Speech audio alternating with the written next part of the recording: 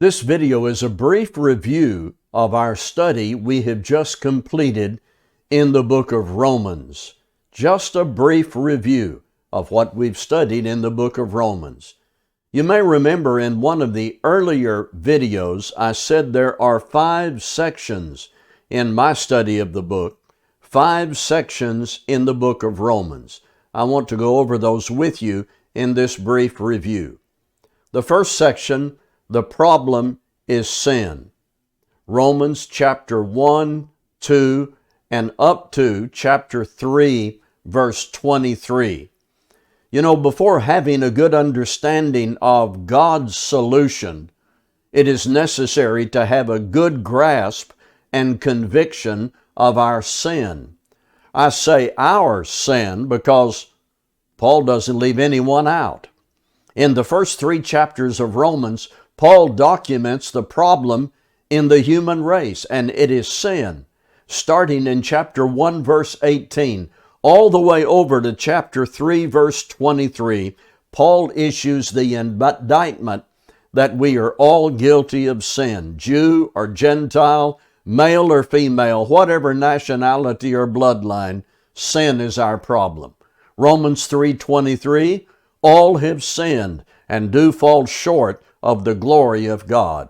This is how the book of Romans begins, introducing what the human problem is. The second section, from Romans 3:23 over to the end of chapter 5, the solution, God's provision of righteousness in Christ, who died for sinners to be saved from their sins, the gospel. God didn't have to do this, but in His grace and love for us, He set this plan into motion before creation. Through our response to Jesus Christ, God accepts us, forgives us, and strengthens us through the continued activity of our faith. And that's highlighted in Romans 3:21 through 26. So the book of Romans teaches us there is a problem and a solution. Sin is the problem. God's plan, the gospel, is the solution. Now, entering the next section, chapter 6 speaks to us of the activity of our faith in baptism and then after baptism. The activity of our faith in Christ in baptism and then after baptism. After baptism, Paul refers to that as walking in newness of life. And if you desire motive and hope and instruction about that, read Romans chapters 6 through 8. In our obedience to the gospel, we connect to the cross, the death of Christ, and one aspect of that is our own death to sin, and then we walk in newness of life. The predicament is a section in Romans from chapter 9 through 11 that deals with the difficulties that arose between Jews and Gentiles. The gospel of Christ is for all. So both Jews and Gentiles responded and found themselves together for the first time. There were Jews who didn't understand this or like this. There were Gentiles who didn't understand this. Chapters 9, 10, and 11 are devoted to those issues of conflict, and the response of Paul has emphasis on the sovereignty of God. Key word in verse 32 of Romans 11, all. The gospel is for all. We have no right to argue with God about that, no matter our nationality.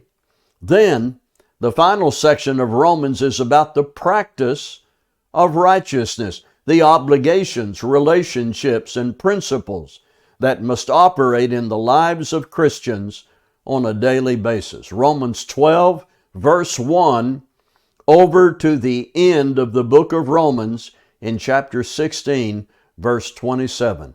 So, based on all the truth about justification by faith in Christ, explained in the previous chapters. Beginning in chapter 12, the message is, here's how we ought to live. Do not be conformed to the world, but be conformed and renewed by the will of God. Attitudes, acts of service, resisting the call of the world, obeying authorities, not passing judgment on matters of opinion, giving all the praise to God.